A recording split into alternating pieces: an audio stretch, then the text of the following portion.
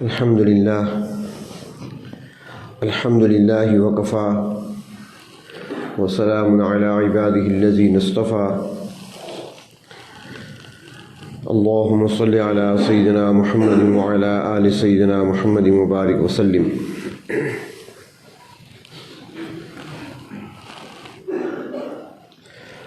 اللہ تبارک و تعالی قرآن حکیم میں ارشاد فرماتی ہیں فاسألوا اہل الذکر ان کنتم لا تعلمون. اگر کسی چیز کے بارے میں علم نہیں رکھتے تم، معلوم نہیں ہے، تو فرمایا کہ اہل علم سے پھر پوچھ لیا کریں.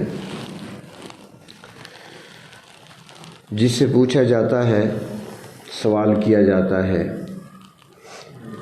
بتانے والا اس کا جواب دیتا ہے، تو پوچھنے والے کو شاگرد کہا جاتا ہے، بتانے والے کو استاد کہا جاتا ہے. اور آپ کو یاد ہوگا گزشتہ چند ہفتوں سے آداب کے سلسلے میں گفتگو ہو رہی ہے، تو آج کی اس مجلس میں اسی عنوان پر ہی کچھ بات ہوگی. ہمارے ہاں تو ایک تصور پایا جاتا ہے کہ جس نے ہمیں اسکول میں پڑھایا یا جس نے مدرسے میں ہمیں کتابیں پڑھائی ہیں وہ ہمارے اساتذہ ہیں اور ہم ان کے شاگرد ہیں. حالانکہ ایسا نہیں، بلکہ یہ میدان بڑا وسیع ہے، اس میں بڑی وسعت پائی جاتی ہے. جس نے اسکول میں پڑھایا وہ بھی استاد ہے، جس نے مدرسے میں پڑھایا تو وہ بھی استاد ہے، جس نے نورانی قاعدہ پڑھایا وہ بھی استاد ہے، جس نے قرآن کریم مکمل کرایا وہ بھی استاد ہے، اور جس نے آپ کی رہنمائی کی ہے وہ بھی استاد ہے. جس نے کسی معاملے میں، آپ کی کسی مشکل میں، آپ کی مالی طور پر نہیں بلکہ علمی طور پر مدد کی ہے، چاہے وہ مسئلہ بتا کر کی ہو، چاہے وہ وظائف بتا کر آپ کی مدد کی ہو، یہ بھی ایک استاد کی حیثیت ہے. اور خصوصاً جس نے ہر قدم پر، ہر معاملے میں آپ کی رہنمائی کی ہو تو وہ تو زیادہ مقام رکھتا ہے. اصل علوم تو وہی ہیں جن کو علوم نبوت کہا جاتا ہے. جس نے بدعات سے نکال کر آپ کو سنت کی روشنی عطا کی ہو، جس نے آپ کو قرآن و سنت کا راستہ دکھایا ہو، جس نے آپ کو ملاوٹ سے پاک دین کی بات سمجھائی ہو، جس نے آپ کا تعلق وظائف کے ذریعے سے، دعا کے ذریعے سے، اعمال کے ذریعے سے، ذکر کے ذریعے سے اللہ کے ساتھ جوڑا ہو یا جوڑنے کی کوشش کی ہو، یہ زیادہ محسن ہے. اور اس کے احسان کو سب سے بڑھ کر سمجھنا چاہیے اپنے اوپر. ہمارے ہاں اس لیے تاثیر بہت کم پائی جاتی ہے کہ ہمارے اندر احسان فراموشی زیادہ ہے. ہم ہمیشہ اپنے محسن کو بھول جاتے ہیں، بلکہ ہمارا حال تو یہ ہوتا ہے کہ بعض اوقات ہم مجرم کو محسن بنا دیتے ہیں، محسن کو مجرم بنا دیتے ہیں. یہاں پر ایک دو باتیں ضرور یاد رکھیں. پہلی بات تو یہ ہے کہ جو تفصیل میں نے عرض کی ہے، اس کے تحت سب سے پہلی چیز تو جو ہے وہ ادب ہے. ادب ہوگا تو سب کچھ حاصل ہوگا، جسے کہا جاتا ہے نا کہ فیض حاصل ہونا. آج ہمیں معلومات تو حاصل ہو جاتی ہیں، ہم علم بھی حاصل کر لیتے ہیں، بہت ساری چیزیں پوچھ کر بھی سیکھ لیتے ہیں، لیکن اس کے پیچھے جو اصل فیض آنا چاہیے تھا وہ نہیں آتا، اور اس میں پہلی وجہ ادب کی کمی ہوتی ہے یا ادب کا نہ ہونا، فیض رک جاتا ہے۔ فیض ایک بظاہر نظر نہ آنے والی چیز ہے، یہ ایک نورانی لہریں ہوتی ہیں جو ہمیں نظر نہیں آتی، لیکن وہ اس کے اندر تاثیر پوری ہوا کرتی ہے۔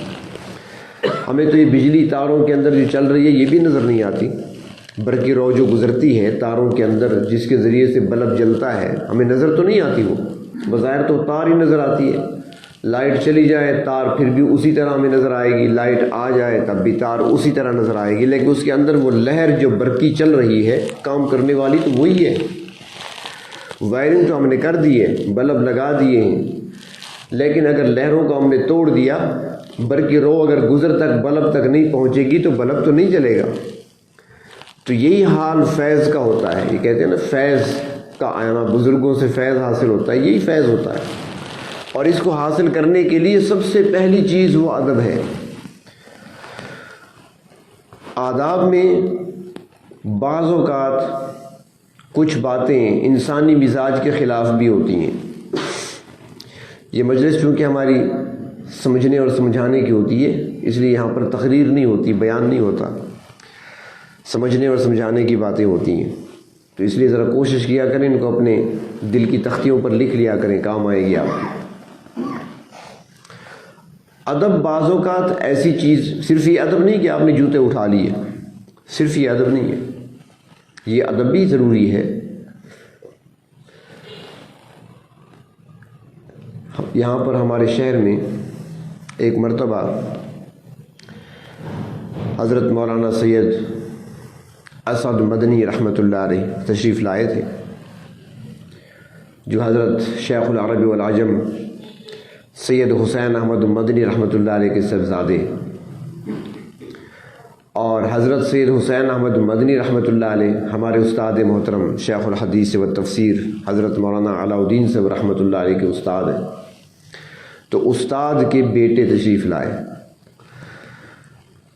تو جب وہ یہاں آئے تو حضرت نے ان کو دعوت دی، مدرسے بھی آ گئے، وہ گئے تھے معارف الشریعہ مولانا فضل الرحمان صاحب کے پاس، ختم بخاری شریف تھا، ان کی دعوت پہ آئے تھے، تو حضرت استاد صاحب رحمۃ اللہ علیہ نے دعوت دی تو انہوں نے دعوت قبول کر لی کہ میرے والد صاحب کے شاگرد ہیں۔ تو جب وہ یہاں تشریف لائے، مدرسہ نعمانی آپ نے دیکھا ہوا ہے، تو مدرسے کے دروازے سے لے کر آگے تک سٹیج تک سارا قالین بچھا ہوا تھا، تو حضرت تشریف لائے، حضرت استاد محترم ان کے ساتھ ساتھ ہیں۔ جب انہوں نے جوتے اتارے نا تو لوگ انتظار میں تھے کہ جوتے ہم اٹھائیں گے، جوتے غائب ہو گئے۔ اب دیکھتے ہیں کہ جوتے اٹھائے کس نے، نظر ہی نہیں آ رہے۔ آ گئے اسٹیج پر بیٹھ گئے، انہوں نے بیان بھی فرمایا، بات بھی ہوتی رہی، گفتگو بھی ہوتی رہی۔ جب جانے لگے واپس تو جو ہی اپنی جگہ پہ پہنچے جہاں جوتے پہننے تھے، اب حضرت استاد صاحب رحمۃ اللہ علیہ نے اپنے بغل سے جوتے نکال کر آگے رکھ دیے۔ یہ پورا ٹائم حضرت نے جوتے اپنے بغل میں دبا کر رکھے ہوئے تھے کہ میرے استاد کا بیٹا ہے، یہ ادب ہے۔ اب عمر میں یہ ان سے بڑے تھے، مقام کیا ہے، خود شیخ الحدیث شیخ التفسیر ہیں، تو اللہ نے یہ نام جو دیا، مقام جو دیا، ایسے تو نہیں ملا۔ یہ ادب تو وہ ہے جو ہم نے دیکھا، جو حضرت استاد کا ادب کیا کرتے تھے، پتہ نہیں وہ کیسا ہوگا، وہ تو ہم نے دیکھا ہی نہیں ہے۔ آداب میں بعض اوقات یہ بھی خیال رکھنا ہوتا ہے، مثلا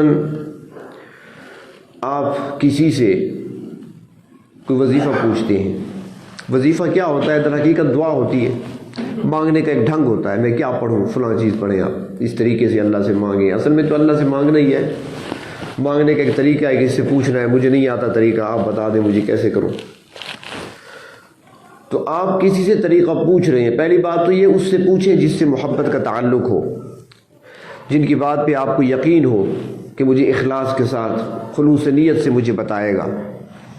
پہلے تو یہ سوچ لیں، ایسے نہیں کہ راہ گزرتے ہوئے کسی سے پوچھ رہے۔ تو جب یقین کے ساتھ ادب کے ساتھ جا کر آپ پوچھیں گے تو اس میں ایک بات کا خیال رہے کہ کچھ ساتھی ایسے ہوتے ہیں جو خود کتابیں پڑھتے ہیں، کتابوں کا مطالعہ کرتے ہیں. بہت سارے ساتھی ایسے ہیں ہمارے پاس آتے رہتے ہیں، بتاتے رہتے ہیں. تو اب ایک وظیفہ ان کو بتا دیا، اس نے کتاب میں بھی پڑھا تھا، تو اس نے کہا کتاب میں تو ایسے لکھا ہوا ہے، یہ اس طرح بتا رہا ہے. اب یہاں پر بحث نہیں کرنی. اگر آپ خود ہی اتنے ماہر اور قابل تھے تو خود ہی پڑھ لیتے، پوچھنے کی کیا ضرورت تھی. اب جب پوچھنے کے لیے آپ آئے ہیں، اب اپنے علم کو چھوڑ دیں. اب ایسے بن جائیں کہ مجھے کچھ نہیں آتا، عاجز بن کر، سوالی بن کر کہ مجھے کچھ نہیں آتا، اللہ سے مانگنا ہے، مانگنے کا ڈھنگ نہیں جانتا، مجھے ذرا بتائیے. تو اب جس طریقے سے وہ بتائیں اس طریقے سے عمل کرنا. ذہن میں یہ بات نہیں لانا کہ وہاں پر تو ایسے لکھا تھا، انہوں نے ایسے بتا دیا، یہ تو غلط ہے. اس کی مثال یوں سمجھیں، ہمارا تبلیغی مرکز ہے، سب نے دیکھا ہوا ہے زکریا مسجد. تو اب کوئی بھی پوچھے کہ زکریا مسجد کو راستہ کون سا جاتا ہے، تو یہ ملتان روڈ جاتا ہے، بشر موڑ سے ہوتے ہوئے پھر آپ ٹرن لیں گے بائیں ہاتھ پہ اور آگے مرکز کی گلی آئے گی. یہی راستہ ہے، سب جانتے ہیں، اسی سے آپ آئے ہوں گے ابھی. اب اگر کسی کتاب میں حوالہ دیا جائے گا تو بھی اسی روڈ کا حوالہ دیا جائے گا.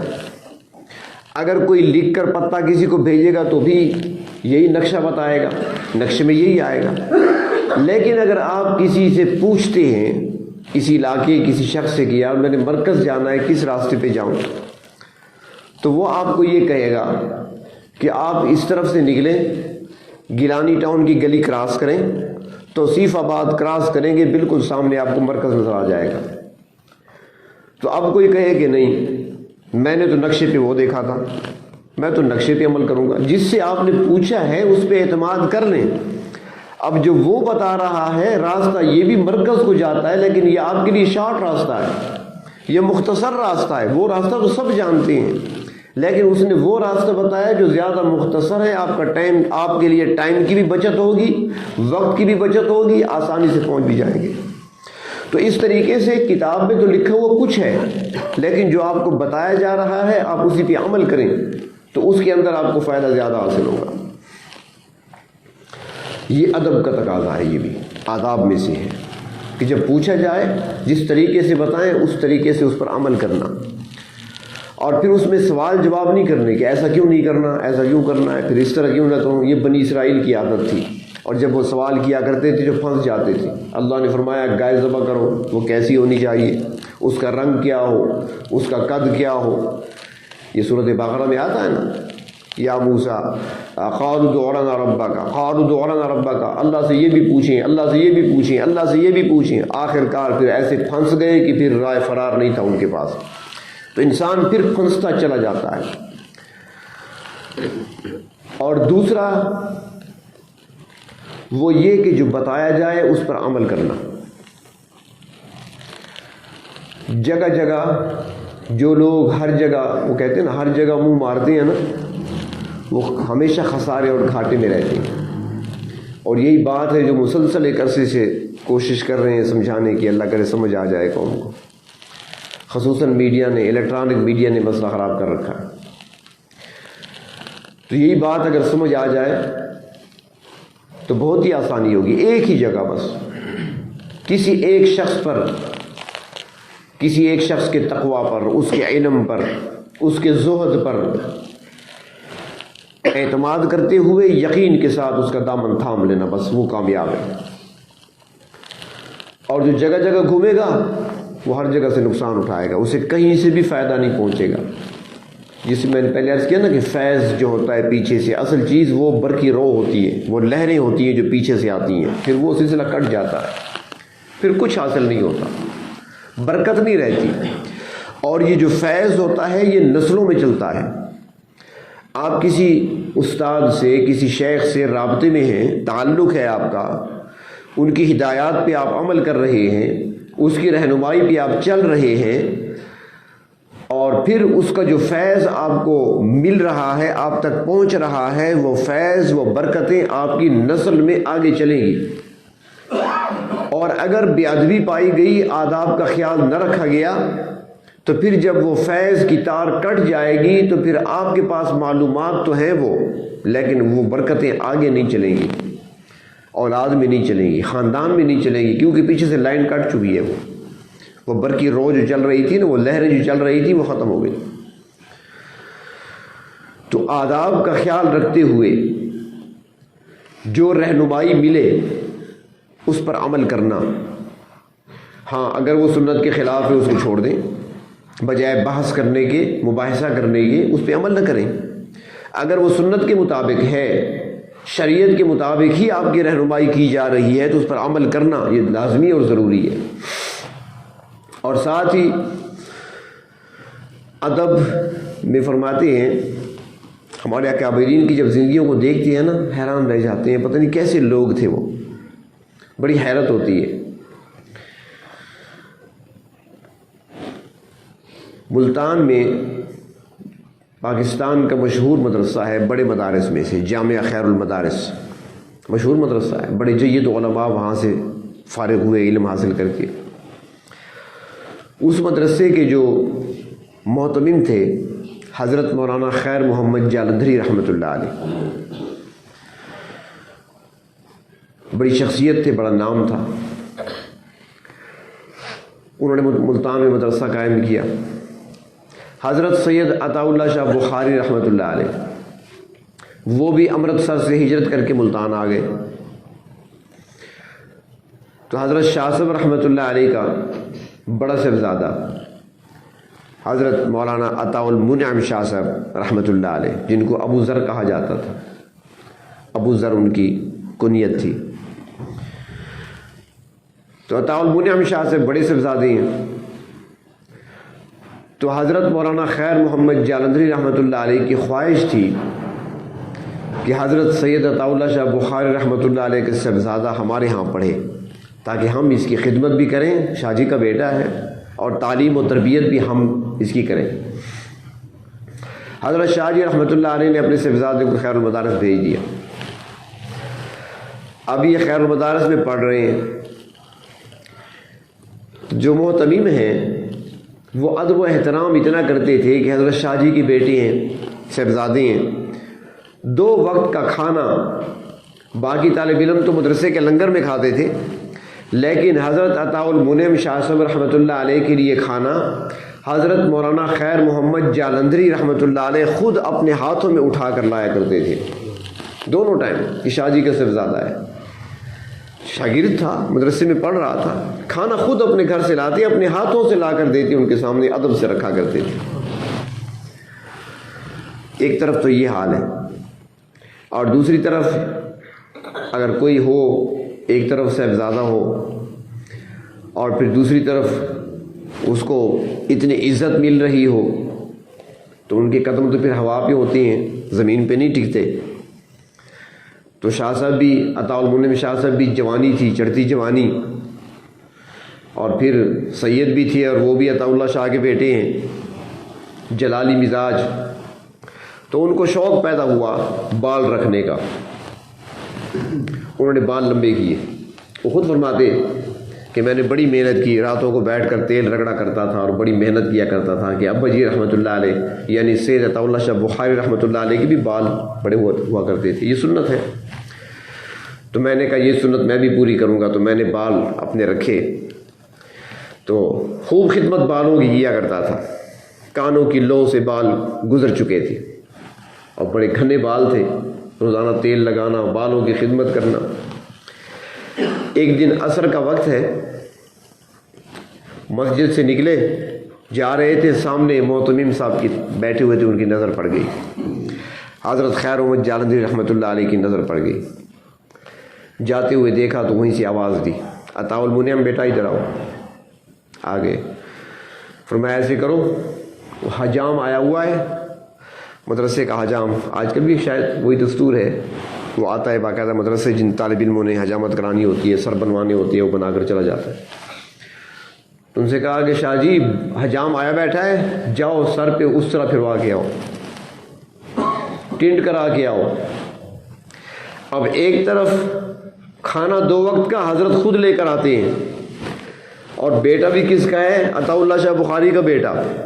اب حکم کیا کون سا دیا جا رہا ہے کہ وہ بال جو بڑی محنت سے اس نے سنبھال رکھے تھے اس کو صاف کر کے آؤ. شاہ جی فرماتی ہیں کہ دل میرا بیٹھ سا گیا، لیکن سر جھکا کر سیدھا حجام کے پاس گیا اور سر جھکا کے بیٹھ گیا کہ جی اس طرح چلاؤ. فرماتی ہے کہ حجام کہنے لگا شاہ جی کیا ظلم کرتے ہو، بڑے خوبصورت بال ہیں آپ کے، اس طرح پھیروں کیوں آخر؟ فرماتے ہیں میری آنکھوں میں آنسو تھے مسلسل. میں نے کہا آپ اس طرح چلائیں، جی تو میرا بھی نہیں چاہتا، دل کٹا جا رہا ہے، لیکن فیض سے محروم ہو جاؤں گا. جو استاد کا فیض ملنا ہے، آج اگر حکم نہ مانا تو فیض سے محروم ہو جاؤں گا، میری نسلیں محروم رہیں گی. بال جاتے ہیں تو چلے جائیں، استاد کا فیض نہ جائے. یہ ادب تھا ان کے اندر. حضرت شیخ الہند محمود الحسن رحمۃ اللہ علیہ جب انگریز کی قید میں تھے مالٹا کے جزیرے میں، ان کے ساتھ ان کے شاگرد تھے شیخ العرب والعجم سید حسین احمد مدنی رحمۃ اللہ علیہ بھی ساتھ. ہمارے صوبے کے حضرت مولانا عزیر گل رحمۃ اللہ علیہ وہ بھی ان کے ساتھ تھے، مالٹے کے جزیرے میں تھے. وہاں ٹھنڈ زیادہ پڑتی تھی، سردی بہت زیادہ ہوتی تھی، اور حضرت شیخ الہند رحمۃ اللہ علیہ نے سویرے اٹھنا ہوتا تھا تہجد کے لیے. تو اب پانی بہت ٹھنڈا تھا، تو ان کے شاگرد رشید حضرت مدنی رحمۃ اللہ علیہ نے ایک ترکیب نکال لی کہ استاد صاحب کے لیے پانی گرم کیسے کیا جائے. ترکیب نکالی، اور وہ یہ کہ پانی کا لوٹا عشاء کے بعد جب سونے کا وقت ہوتا نا خاموشی سے بھر لیتے، اس کو لے آتے، اپنے پیٹ کے نیچے رکھتے، اوپر دونوں ہاتھ رکھ کر ایسے بیٹھ کر نیند پوری کیا کرتے تھے. لوٹا سینے کے ساتھ پیٹ کے ساتھ لگا ہوا، اس طریقے سے بیٹھے اور سو رہے، بیٹھے بیٹھے نیند بھی پوری کر لی. جب استاد صاحب تہجد سے بیدار ہوتے تھے پانی گرم ہوتا تھا، دے دیتے وضو کے لیے. ایک دن حضرت مدنی رحمۃ اللہ علیہ خود بیمار تھے، تکلیف میں تھے، ان کو یاد نہ رہا، نیند آ گئی جلدی. وقت ہوا سحری کا، استاد صاحب نے جگایا، حسین احمد پانی تو بھر لاؤ، وضو بنانا ہے. یہ گئے پانی بھرنے، پانی لوٹا لے کر آئے، بہت ٹھنڈا تھا، لیکن اب گرم کیسے کریں؟ گرم کرنے کی جگہ تو تھی نہیں، مجبوراً ایسے گرم کیا کرتے تھے. اپنے جسم کی حرارت سے لوٹا گرم ہوتا تھا، پوری رات اپنے جسم کی حرارت پہنچاتے اسے. تو ٹھنڈا پانی تھا، وضو کرایا استاد صاحب کو. حضرت شیخ الہند فرمانے لگے حسین احمد لگتا ہے کہ آج پانی آپ کو گرم کہیں سے نہیں ملا، ٹھنڈا لائے ہو. انہوں نے کہا جی حضرت رات بھرنا بھول گیا تھا، روز پہلے بھر کے رکھتا ہوں، رات بھول گیا تھا. بعد میں حضرت شیخ الہند کو پتہ چلا کہ میرے لیے پانی کیسے گرم کیا جاتا ہے. یہ تھے وہ لوگ.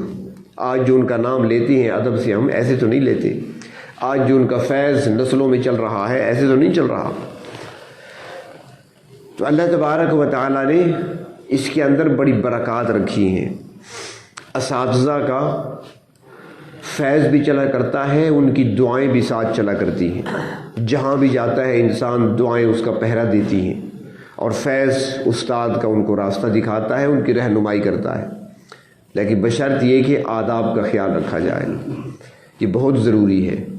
پہلا ادب تو یہ ہے کہ ان کی بات کو غور سے سنا جائے، جو پوچھا گیا ہے اس پر عمل کیا جائے، بحث مباحثے سے پرہیز کیا جائے.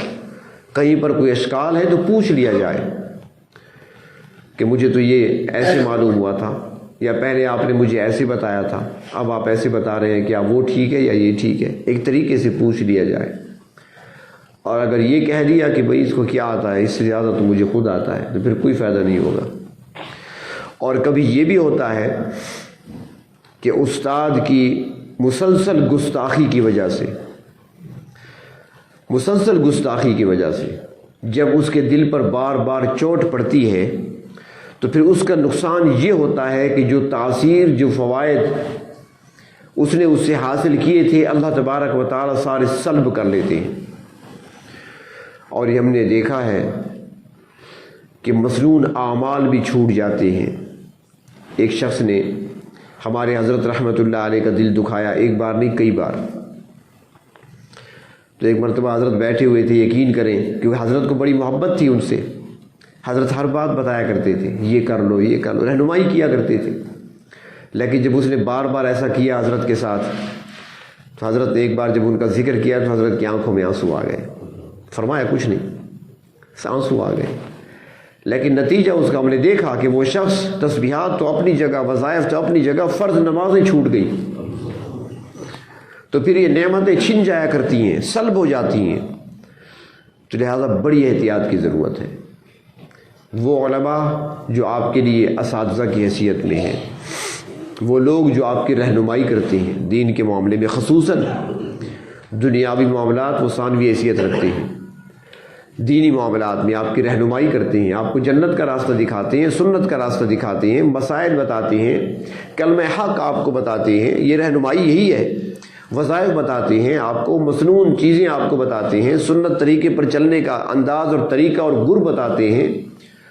تو ان سے یہ چیزیں لے لیا کریں ادب کے ساتھ، اور کوشش کیا کریں ان کو اپنانے کی، ان پر عمل کرنے کی، اور ساتھ ساتھ آداب کا بھی خیال رکھتے ہوئے. یہ اکثر لوگ ہوتے ہیں نا، ان کی کوشش ہوتی ہے کہ ہمیں ہر مسئلے کے لیے نیا وظیفہ ملے. مختلف وظائف پڑھتے ہیں مختلف قسم کے، تو اس کے لیے مختصر چیزیں پڑھا کریں جو آپ کو بتائی گئی ہیں، جو آپ کو معلوم ہے یا جو سنت سے ثابت ہیں، وہ اعمال کر لیا کریں، وہی کافی ہے. اخلاص چاہیے، خلوص چاہیے، دل سے نکلی ہوئی ہو دعا. جو بھی آپ پڑھ رہے ہیں وہ کلمات صرف زبان کی نوک پہ نہ ہو بلکہ دل سے نکلے، اور جب دل سے نکلیں گے تو اس کے اندر تاثیر پیدا ہوگی. ہمارے اکابر جو تھے ان کے اندر یہی چیز تھی. وہ لمبے چوڑے نہیں بتایا کرتے تھے، مختصر وظیفہ بتا دیا. جس نے عمل کر لیا فائدہ ہوا، جس نے اس کو حقیر سمجھا گیا. تو اس لیے کبھی بھی ناقدری نہ کیا کریں. جو بھی چیز آپ کو ملی ہے اسی پہ عمل کریں. آپ یہ نہ دیکھیں کہ وہ کلمات کیا ہیں، الفاظ کیا ہیں، یہ دیکھیں کہ بتانے والا کون ہے، اور یہ بتانے والی کی نسبت کیا ہوتی ہے. یہ بھی آج سمجھ لیں کہ یہ چیزیں جو حاصل ہوتی ہیں ایسے حاصل نہیں ہوئی، ایک سلسلہ ہے. یہ فیض نسل در نسل چلا ہے. مثلا میں ایک روایت بیان کرتا ہوں تو آپ مجھ سے پوچھیں گے کہ یہ روایت آپ نے کہاں سے سیکھی. میں بتا سکتا ہوں کہ شیخ الحدیث و تفسیر حضرت مولانا علاء الدین سے رحمۃ اللہ علیہ سے میں نے سنا ہے. آپ پوچھیں گے کہ انہوں نے کن سے سنا تھا. شیخ العرب والعجم سید حسین احمد مدنی رحمۃ اللہ علیہ سے سنا. انہوں نے کس سے سنا؟ حضرت شیخ الہند محمود الحسن دیوبندی رحمۃ اللہ علیہ سے سنا. انہوں نے کس سے سنا؟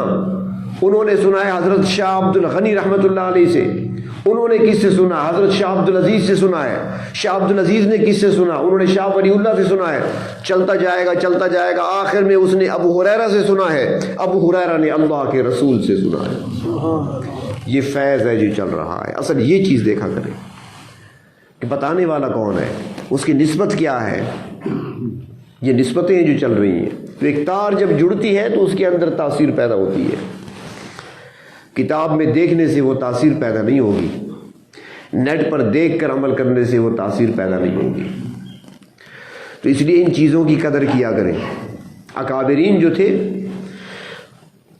چونکہ وہ ایک تعلق رکھتے ہیں اللہ تعالیٰ کے ساتھ، ایک نسبت رکھتے ہیں، تو ان کے قول کے اندر بھی تاثیر پائی جاتی ہے. الفاظ کو نہیں دیکھا جاتا.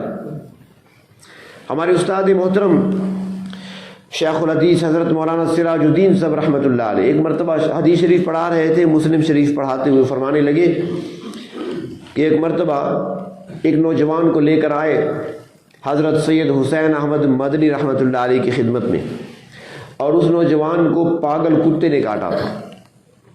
پہلے اس کا علاج کراتے رہے لیکن علاج نہیں ہوا کامیاب، یہاں تک کہ اس نوجوان پر پاگل پن کے اثرات ظاہر ہونے لگے.